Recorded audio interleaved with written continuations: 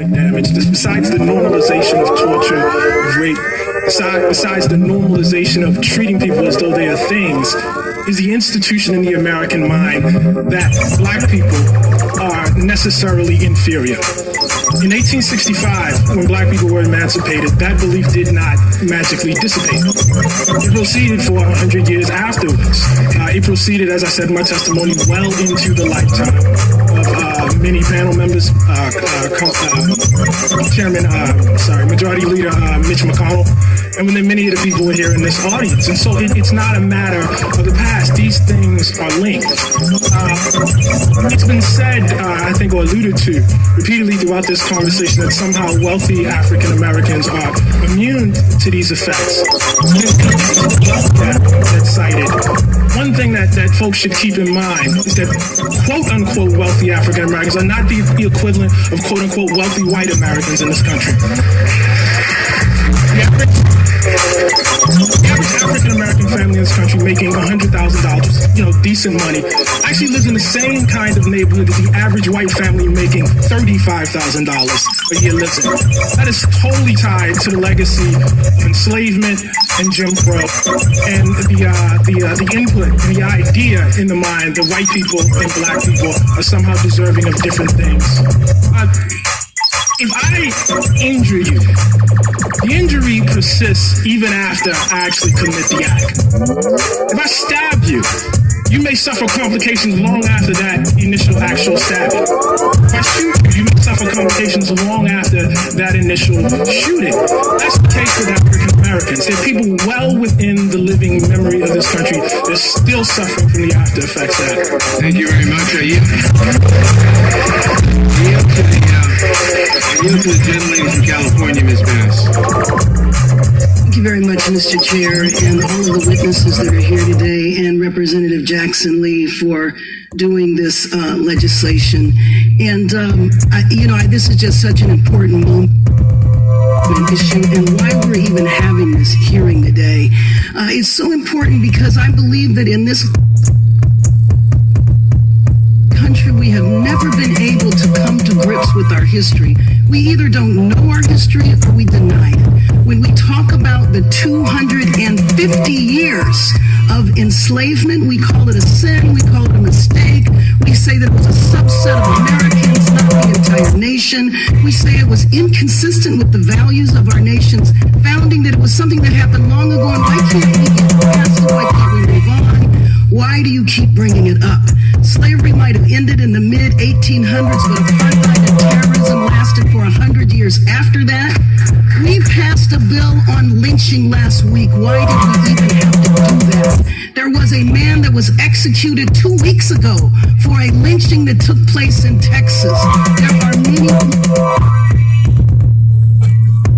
We have to say that in our country, we pride ourselves with our development, but we refuse to acknowledge that the reason why we have the development that we do is because the first 200 years of our history was done with free labor. The South enslaved African Americans, but the North's economy. The problem is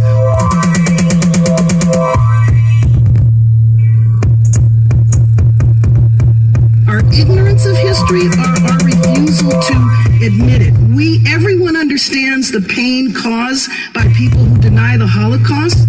Deep pain is caused by this, and deep pain is caused by our country that cannot acknowledge what has happened here. Institutions, we say that there must have been something that 12-year-old did to have gotten shot.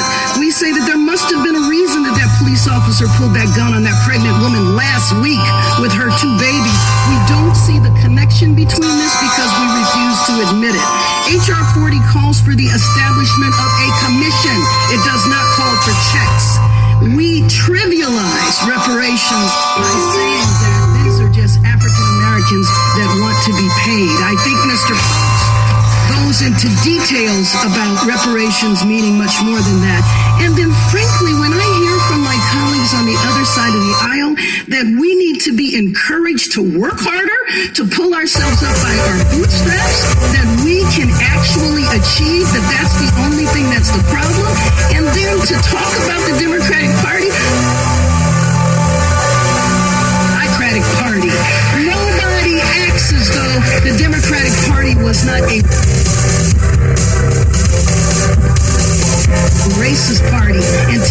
a movement that fought for justice. I am glad that we are having to the floor. And once again, I just want to emphasize, at what point can we in this country have a conversation about race? We will never get past it until we can have the conversation, and the conversation begins with a commission. Thank you.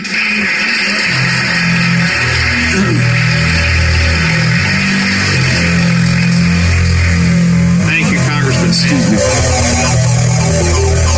Let me have a moment, please. Because I wear several hats.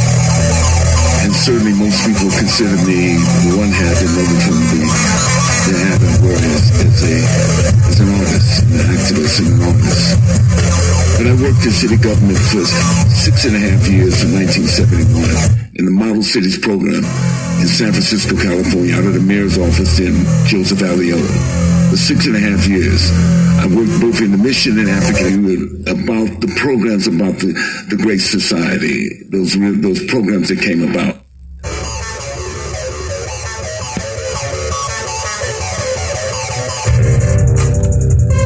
Trying to bring great opportunities and great hope lasted on it.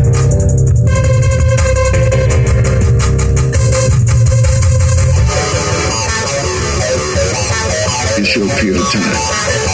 So I understand that because I've lived in the same community my entire life from San Francisco. My mother, a migrant, someone who met my father and came to San Francisco after World War II. They had decent jobs. They worked at the post office in 1948. They were able to raise a family on that income as well. They were able to eventually buy a house in the same neighborhood that I live in right now. They were they were part of that generation who were in that city and worked in that city. And I'm just talking about the city of San Francisco, this liberal city that has this great tradition around labor and everything else. We talk about Harry Bridges and what he did in longshoremen and bringing African Americans to longshoremen. And then I've watched the evisceration of cities and people's lives because of crack cocaine and mass incarceration as well. Right in my neighborhood, right in my family and all that. So those are the kind of long-term impacts that we don't realize that happen. Those children who were the descendants, not only slaves, but the descendants of those generation who had the opportunities after World War II. Those children did not have the same opportunities. And now those children are abandoned as adults in that city, in that great city. So I think we have to kind of look at this as people say often, that this is just a study of look at racism and all of its manifestations in terms of gentrification as well. I was in the Fillmore area in 1966, going to the Western District Community Organization meetings where people were desperate to find different ways in which they were not being removed from their community. These are real issues that happen. They're long-standing issues that go back and find themselves resonating in slavery. And going further than that, all the material that we have, all the books that we have now, all the studies that have been done has outlined that. We have to begin to tell ourselves the truth. James Baldwin, the great writer, once said, if we cannot tell ourselves the truth about the past, we become trapped in it.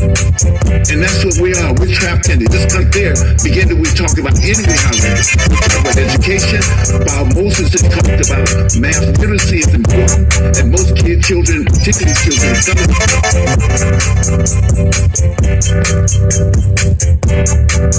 are prepared for math literacy. We have to talk about education and preparing our children. And that's what it is. And this is what this is talking about. And we raise those people who've been most disadvantaged historically, we create a better country. We're not going to get out of order. I gave no name. I gave Glover great respect. But the panel, the way we operate is to go from member to member and ask questions. And so, the person wants to ask you, they can ask you. Representative Clyde, you recognize for your 5 minutes. Thank you, Mr. Chairman. I want to thank the witnesses for being here. Mr. Coates, I followed your career with interest. Mr. Glover, I'm a big fan. I want to thank the witnesses for their remarks.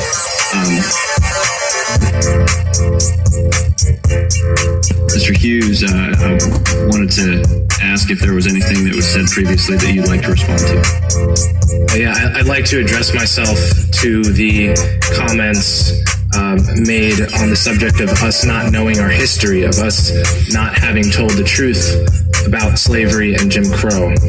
It strikes me that this is not exactly true. Mr. Glover mentioned all of the studies and books that have been written on the subject. I would argue that in the 10,000-year history of slavery on every continent, slavery in America from the 17th century to the 19th century. So it is actually not true that we have not told the truth, that we don't know our history. Moreover, in the past 50 years, if we're talking about what scholars in America and the American social sciences have directed their attention towards, it is hard to find a subject on which more books have been written that has been more studied.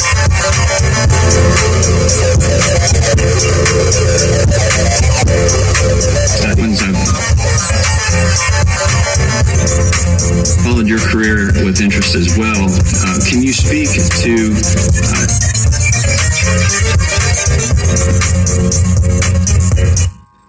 the greatest legacy or lessons from your family that brought you to the opinions that you hold now? The greatest legacy from my dad, who served in World War II, came home, could not do his postgraduate down in Texas because of Jim Crow laws. So put out a lot of letters, ran across the box when he passed. So we got his PhD, and went on to be a very successful entrepreneur, college professor,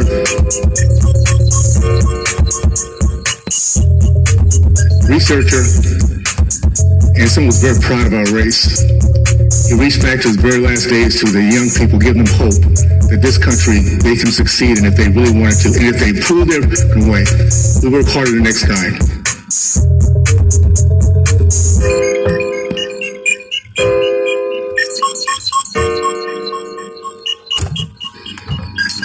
Greatest legacy from him was my belief that I would do everything I could to make sure he was proud that I held his name. The greatest thing for my mom, for my dad, is I never ever even thought about disrespecting mom.